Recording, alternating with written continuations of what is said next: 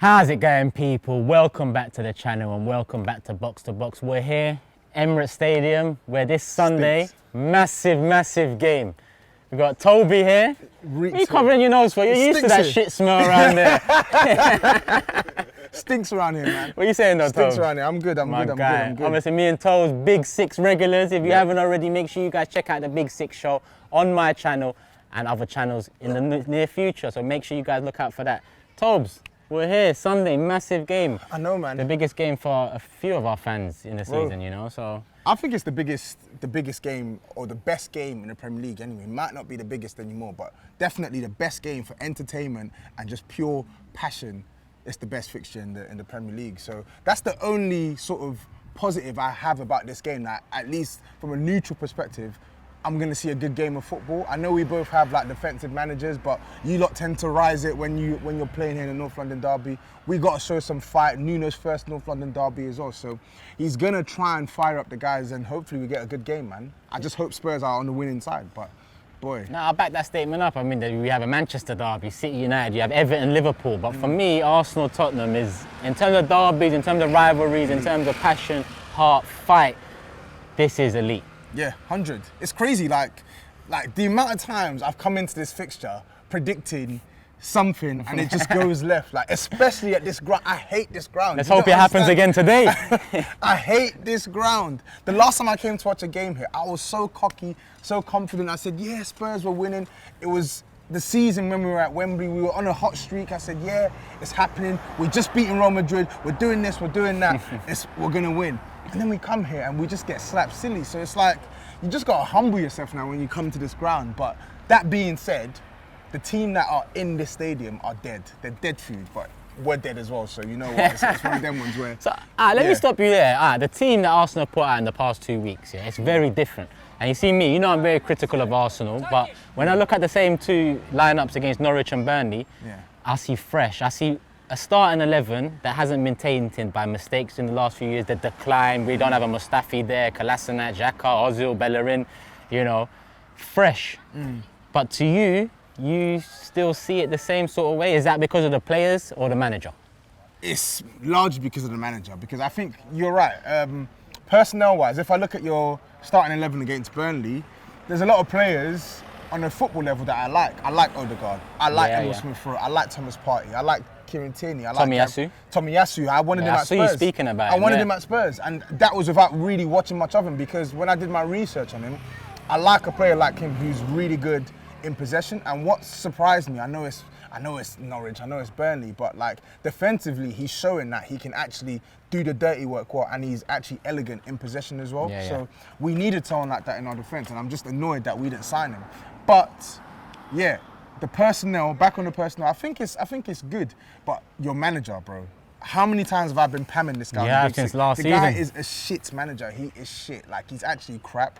Any hope I had of him as like a decent or a good manager, like, disappeared last season after that horrible run you lot had. And you just see it when you lot play. Like, there's no fluidity. There's just no cohesion, man. And he's got his trusted lieutenants. You say, yeah, it's a new, different look and stuff, but you forget, Xhaka got sent off against Man City. So that's a free he's back for this one. Exactly. So you know he's going straight back into that team. That would be mad. This is a manager who doesn't care about like rhythm. He doesn't care about rhythm. He's just going to throw Xhaka back in because he's one of his trusted lieutenants and Bob's your uncle, and then I can't lie, it's a massive one for Arteta, because listen, he's turned it around after international break in terms of 2 wins, and we beat Wimbledon in the League Cup. Turned it around. Well, he turned it around from 3 losses and no goals scored. At least we scored a couple, and we've won a couple. You've played the worst side in the league, probably like the second or third worst side in the league, and then you played, I don't even know what league Wimbledon We started the season playing the newly promoted team that had to go through the playoffs to get there, and we got turned over. So we turn it around a bit in terms of, come on. So you want me to give you credit for beating Norwich not credit, and Burnley? Keeping not a clean credit. sheet against Burnley and Norwich. Come on. Are you hearing this? Norwich, have they even scored a goal? They scored 1 goal in the Premier League this season, I swear. 1 goal. 1 goal, Leicester, Is it 1 or penalty. 2 goals? No, it's 2 goals, 2 or 3, sorry. My stats are wrong there, but the point is Norwich are dead. They're rubbed. Burnley, rubber-dubbed. Rubbed. And they probably should have got a point against you. So I'm not giving you lot, it's like, I am not going to applaud a fish for swimming. And you lot are swimming in mediocrity if you're telling me that. No, you know what? You're right. I shouldn't say turned. Okay. I should say turning potentially. Because this one on Sunday now, if we go and beat you guys on Sunday, and let's say we add it convincingly, on top of the Norwich and Burnley 1-0s, it makes it look a lot better. It does, but then, again, there's always a counter argument for me, which is that Spurs are dead. Yeah, but you Spurs are dead. you know what? We're in different phases. I feel like you lot are coming off the back of a potentially great team that didn't cross the line, and we're coming into a season hoping for a potentially great team, and that's why it feels like we're at a crossroads. I hear that, but I look at your team now, and even though there's players I like, I don't think it's a great team. I think it can develop into a very good team. Well, I think certain players in that team can develop into very good players, but I don't look at your team and be like, and I'm not looking at this team thinking, rah, like, I'm scared of this team as far as top 4 is concerned, even top 5. I don't think you're going to finish in top 5, and I think you're in within a shout of finishing in the top 6, but I wouldn't put money on it. Even that's a stretch right now. Yeah, I wouldn't put money on it. Yeah, I can't even. Let's talk about maybe key men. Who's the Arsenal key man in terms of a Tottenham perspective? Who are you most worried about seeing on that pitch? I think Gabriel is... Oh, yeah? I think Gabriel is going to be annoying for Harry Kane. I feel like he played in the last one, didn't he, at the Emirates, and I think he handled Harry Kane well. Kieran Tierney, I'm worried about him on that left-hand side, but at the same time, we've got Tanganga. Yep. I think he has to play this weekend, so he will help us with that threat. Because I don't need to remind you of what happened the last time we came to the Emirates, and Dorothy was getting slapped left, right, centre, and the player who was slapping him up, Emil Smith-Rowe, I think he's going to be a danger as well. I know Arsenal fans want the goals and assists, and I think he needs to start adding goals and assists to his game, but just general like authority of the ball and the way he moves with the ball and desire the way as well. He will carry the ball. I'm definitely worried about him. So he ran Højbjerg and Doherty ragged in the last game. So I'm definitely worried about him. Saka I would be worried about as well, but I feel like he's in bad form. So he has been, but credit to him, he came off the bench against Wimbledon. It's only Wimbledon, but apparently he changed up the game, and we scored a couple goals after he came on. It opened up. Yeah. Hopefully he can kick on from that. So but I get you. How many Emil. have I mentioned? So I said Tierney. Emil Smith, Rowe, and potentially Gabriel, Saka. And maybe Saka. Yeah, maybe Saka.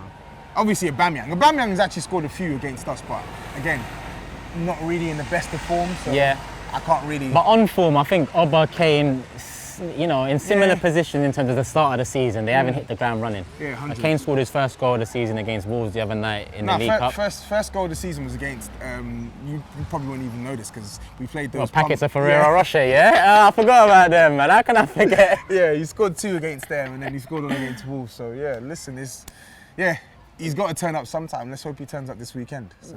Yeah, and what about Son? What side does he play on? Because you know what I'm interested to see? Son versus Tomiyasu. I know Son kind of, interchanges positions and whatnot, but I'm intrigued to see either Son Tomiyasu or Son Kieran Tierney. Yeah, Son won't play on the right. Steven Bergwijn's injured. Not that he'll make a difference anyway. Steven Bergwijn's injured.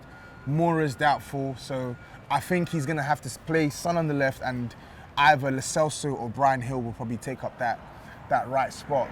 It's going to be interesting, Son v Tomiyasu, because 100%. I think Son has got the better of your right backs all too often. Yeah. Last season, Bellerin tracking him for that first goal, pathetic. You call that tracking? Exactly. The season before that, he was in the first half anyway, when we drew 2-2.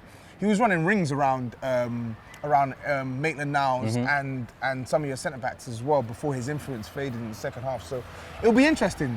Tommy started off well. I don't know why I'm calling him Tommy, but Tommy started off well. Plays centre-back, plays right-back. He's good aerially. He's good with the ball at his feet as well. So it's going to be an interesting contest. So it's definitely a clash to watch.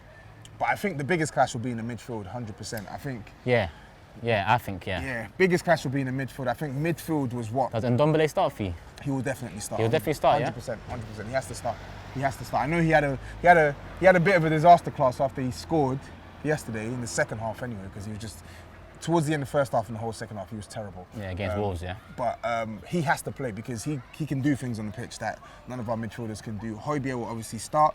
So the third midfield spot, it should go to Oliver Skipp. I think he had a great game great game against Wolves. I know a lot of people say, oh, it's hyperbole, but I think it was a really good performance. Probably the best performance I've seen from Skip in the Spurs shirt, because our fans tend to overgas him. And I think he's been pretty ordinary, and that's even being kind the past couple games in the season. But he's been thrown into the deep end, and yesterday was like the first game where I said, yeah, you know what, in possession, you were certain. There's some interesting key battles there as well, because we're going to get into predictions shortly, but Tomiyasu's son, key battle. Saka Reguilon, in my opinion, key battle. And Ndombele against Partey, in my opinion, will be a key battle. I think so if Xhaka don't think Pepe will start? I think Pepe... I'd start Pepe. Actually, I do think Pepe will start. But there's a potential Emile Smith-Rowe in there. Okay. You know, I think Odegaard starts this game. So it's Emile Smith-Rowe or Pepe on the left. That's how I see it, and it'd be interesting. Who would you pick out of the two to play against as a Tottenham fan? Would it be Emile or would it be Pepe? Different entities, but... I would rather play against Pepe, because I think Pepe, of course, he carries a greater goal threat and he can be a bit more decisive, but I think Emile will just be more of a constant thorn on our backside over the 90. So, yeah. That's the way I see it. As I said, midfield, again, sorry, I didn't even mention yours, Partey. Having him back is going to be massive for you lot as well. Yeah. So last time round in Dom, he played this game. Partey showed him up. In Dom was terrible. Højbjerg was terrible. So it's redemption season for them. Like win, lose or draw. Just like the minimum that we expect as Spurs fans is for our players to bring the heat and bring the passion. If you lose going down swinging, it's not acceptable, but it's easier to stomach. Do you get what I'm saying? But the gutless performance that I saw last season, we can't have that again from Ndom and Højbjerg. They have to rise it. Redemption season, he says. So what are you saying for prediction then? It's a tough one. It is. We've won once in 21 years, and I don't see that changing on Sunday. I think it will be if I had to put money on a team to win, it would be Arsenal. Yeah. But fair enough.